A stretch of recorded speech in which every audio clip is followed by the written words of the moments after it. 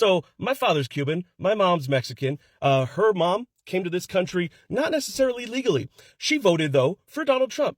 A lot of my extended family on my mom's side voted for Donald Trump. So here's the deal. If I'm getting deported, guess what?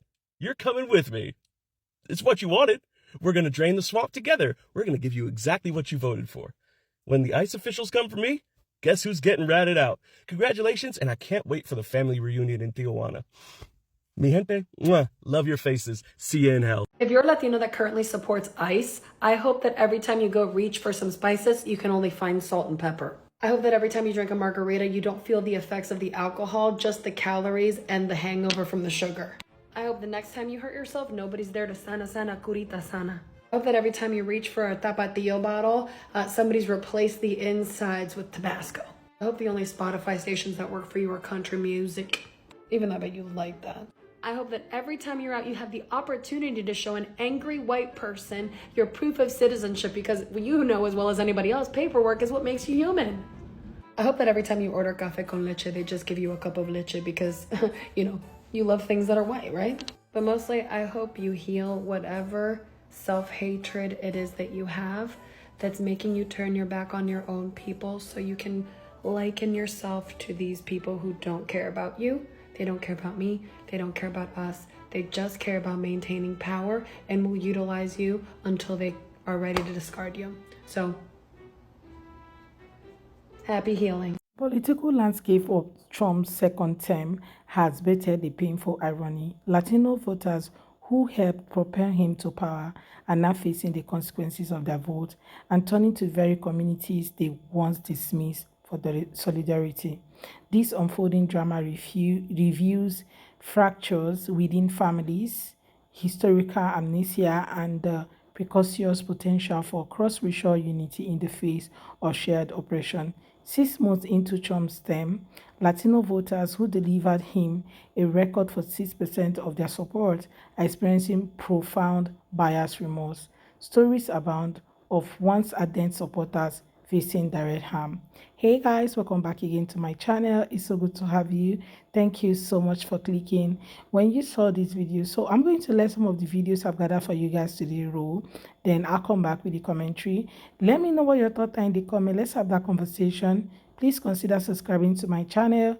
Do give the video a thumbs up. Credit to all creators on this video. So let's go watch, then I'll come back with the commentary.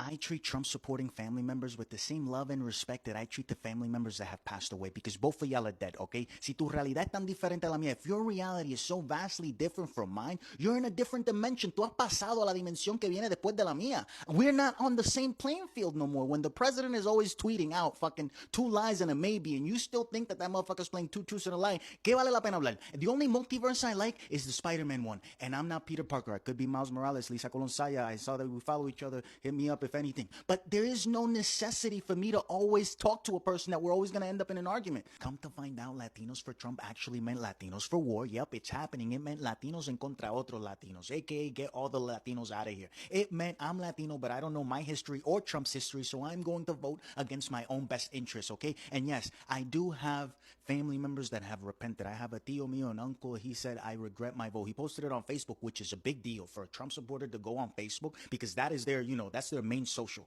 For him to say, I repent my vote, I'm like, okay, that's fine. But I don't have to. I'm not Jesus Christ. You can't come back from the dead. Once I dead you in my mind, you're dead. Se acabó lo que se daba. You're not coming back. I'm not going to resurrect him. No, you're gone. You're untrustworthy now. It's like when someone sends you a TikTok or a reel and it's very clearly AI to you, but to them it's like, oh my God, can you believe this is happening? No, I can't, because it's not real. What is real, that more black people and more Latinos died in Vietnam than they should have, because they put them on the front line, because that's how they treat us when wartime comes. That's a reality. That's what's going to happen. So fuck you. How can you lack so much compassion? What if your mom, your dad, was immediately just taken from you as a white person, as a black person, as anyone? How can you just accept that?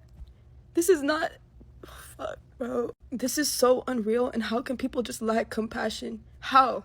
Why can't you just imagine yourself just waking up one day with your family not there anymore?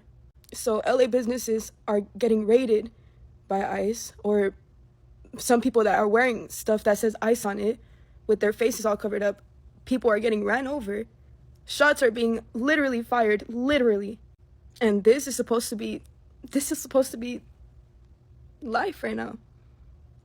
We're not going to get treated like humans because they don't see us like humans. They lack compassion. How can you lack compassion? How? I understand that you're trying to get criminals out. Why are you going to workplaces where people are just trying to work? That doesn't make sense.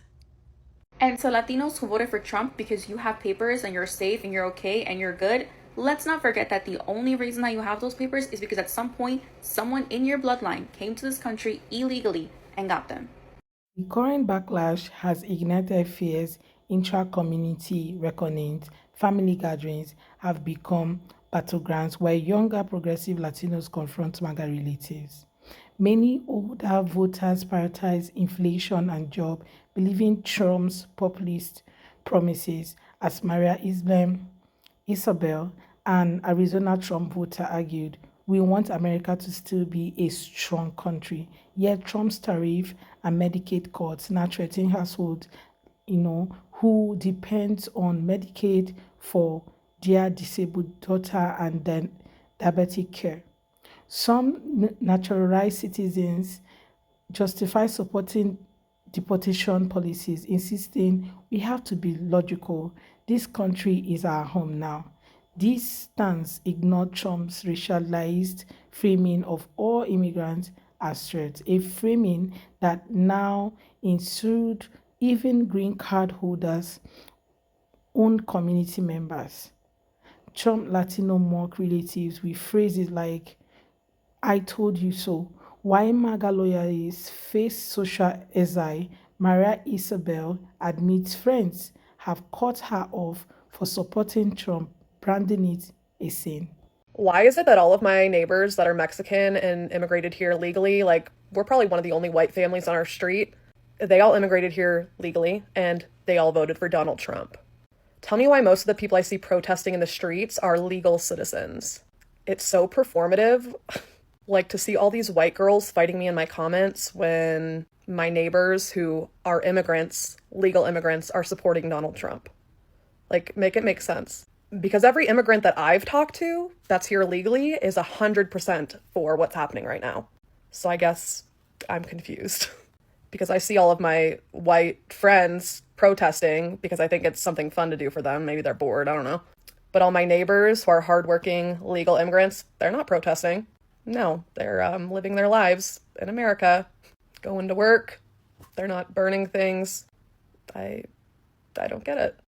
Someone asked, how does it feel when you see Latinos get deported? And here's my honest answer. Of course it hurts. I'm human, I'm Hispanic, and I come from a family who has worked hard for generations. But what hurts me more isn't the deportation itself, it's how we got here. It's the adults, not the kids, but the adults who are making the decisions to break the laws, knowing the consequences and still doing it anyway. And yes, I said breaking the law, because whether people like it or not, immigration law is still the law. I just came back to the country yesterday after being out of the country for 10 days. I had to show my passport at least 5 times in order to get on the plane to come back to my country, and at least twice when I landed in my country to get in. Country I was born in, but people are just walking in with no ID, no process, no respect for our system. That's not justice, that's chaos. And to make it worse, the same people that are screaming that want to stay here are waving the flag of countries they've escaped from, all while disrespecting ours. Let me be clear, every single country on this planet enforces borders, every single one of them. Try doing in Mexico what people are doing here. Try waving a foreign flag in Cuba, in Venezuela, in China. You'll be arrested or worse. So yes, while my heart does hurt for kids who are caught in the middle, my anger is at the adults who knowingly put them there. There is a difference between emotional sympathy and legal reality. And I'm not going to apologize for expecting people to come here the right way. That's not hate. That's what it means to value this country and the American safety. Despite tensions, pragmatic voices advocate for coalition building. Trump's policies like welcoming South African farmers while deporting Mexicans reveal a racial hierarchy, harming all minorities. Strategic unity could leverage immense support and power. Combined Black and Latino spending power exceed $5 trillion. Targeted boycotts like those against companies abandoning DEI could force political concessions. Both communities suffer from Medicaid cuts, rising tariff, and discriminatory policing. ICE tactics used against Latinos like secure communities, originated in systems disproportionately targeting Black men. Younger Latinos and Black activists, less bound to historical divisions, are spearheading joint protests against deportations and police brutality. Their slogan, "We have the same enemy." Latino MAGA supporters regret is a cautionary tale about the cost of trading communal dignity for perceived individual gain.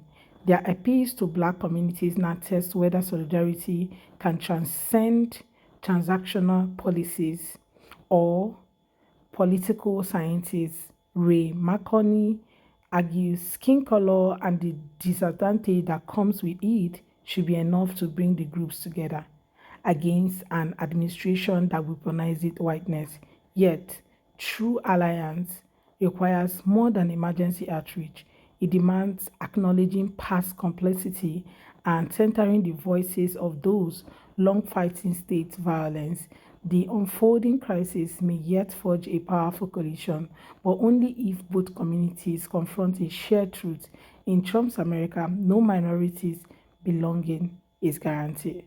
Well, guys, I've come to the end of today's video. I'd love to hear your thoughts about today's video. Let me know what you think in the comment section. Let's have that conversation in the comments. And please consider subscribing to the channel if you have not already. And don't forget to give the video a thumbs up so that more people can see it. I look forward to seeing you all on my next video. Thank you so much, guys, for watching. See you next time. Bye, guys.